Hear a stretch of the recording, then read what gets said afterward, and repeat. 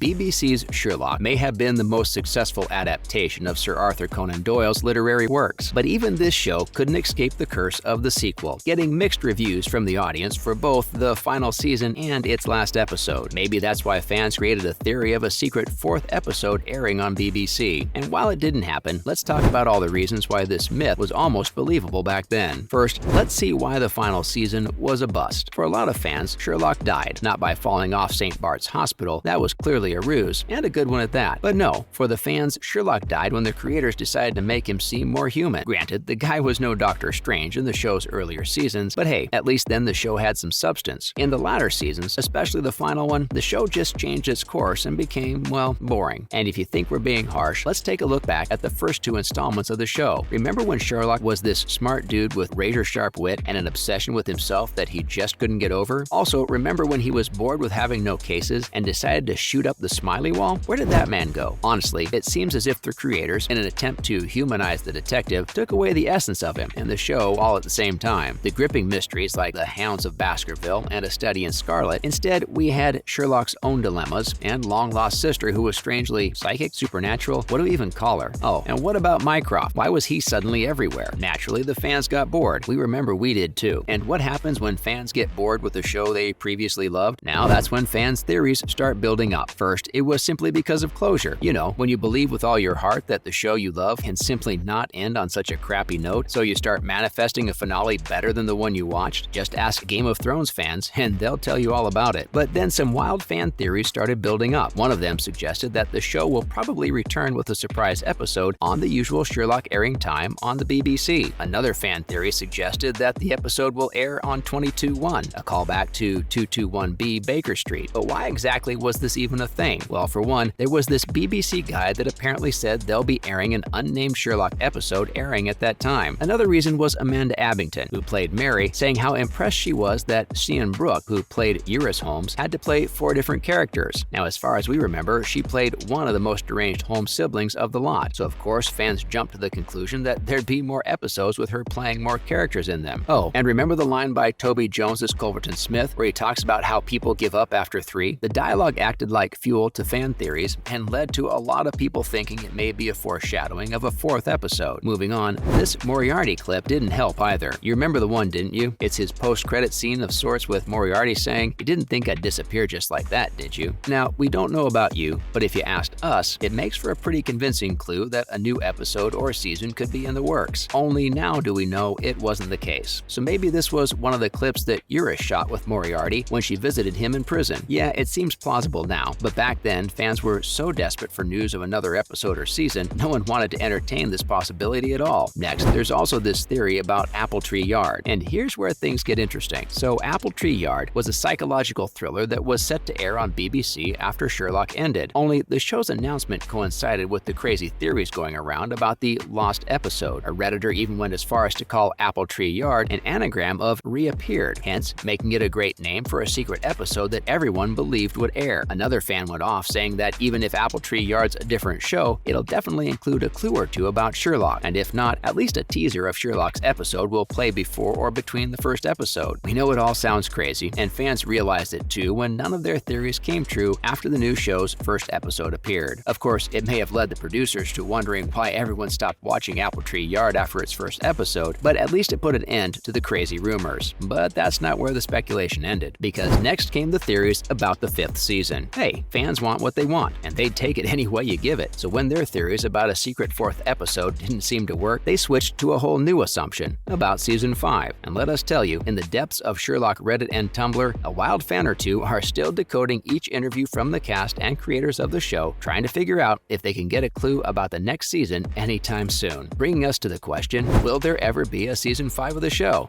Not likely. See, the show may have been a great watch, but we all saw how it dwindled off into a sad demise by the final season. There's also the fact that its main cast has probably moved on from Sherlock to other bigger projects. Not that they didn't want to make another season, because when Martin Freeman was asked if there was a possibility of a new season, he did say there was. But he also added that even though they'd left the show at a point where its story could continue, he also mentioned that he's not a big fan of shows overstaying their welcome and continuing past their end date. And let us tell you guys, after that final episode, it really felt as if the show had overstayed its welcome. But even though that's a common consensus among fans, Freeman mentioned mentioned he was really proud of the show and would love to continue it in a one-off story. Even Stephen Moffat and Mark Gatiss have said that they'd bring the show back tomorrow if the cast was available. But sadly, they're not, because even Benedict Cumberbatch was skeptical about returning, mainly because he and Martin have been super busy with their other projects. Let's check out which projects after Sherlock have kept them so busy. Well, mainly it's Marvel. With Cumberbatch starring as Doctor Strange and Freeman playing Agent Everett Cross, it's safe to say that both the titular actors from the show were pretty busy setting up their own superhero stories. So while we'd love to get some closure for the show, we're pretty sure a new season or movie may just about be impossible at this time. Hey, we can always watch the first 3 seasons and pretend the 4th one didn't happen. Remember, with shows like these, denial is always your best friend. Again, ask the Game of Thrones fans, they're pretty experienced with this kind of stuff. Lastly, let's see where else you can watch Sherlock next. Because if there's anything good about the Sherlock universe, it's that you can literally watch the character in more than one adaptation, each better than the other. Of course, none of them can hold a candle to Cumberbatch's version, but hey, beggars can't be choosers now, right? So if you ever felt the need to watch some other actor play the character, you can check out the movie series with Robert Downey Jr. and Jude Law as Sherlock and Watson. Now, to be fair, the movies did over-exaggerate Sherlock's physical abilities, but they're still an enjoyable watch. And there's always Enola Holmes. Granted, Sherlock isn't the main character in the movies, but it's still pretty fun with Millie Bobby Brown playing the youngest sibling who doesn't murder her brother's best friend in order to get his attention. But if you really want to get into the mystery side of things, we suggest you watch Jeremy Brett's adaptation of the character. He's not the high-functioning sociopath Benedict Cumberbatch made the character to be, but the storytelling in the series stands perfectly true to the literary works of Conan Doyle. So, if you're still hung up about the lost episode of what used to be your favorite show, don't fret and try watching some other adaptations too. We're sure you'll find them worthy of your time. That's a wrap for this video. What are your thoughts about a possible new season of Sherlock? Let us know in the comments below. Make sure to give this video a thumbs up and subscribe to our channel for more videos like this. See you in the next one.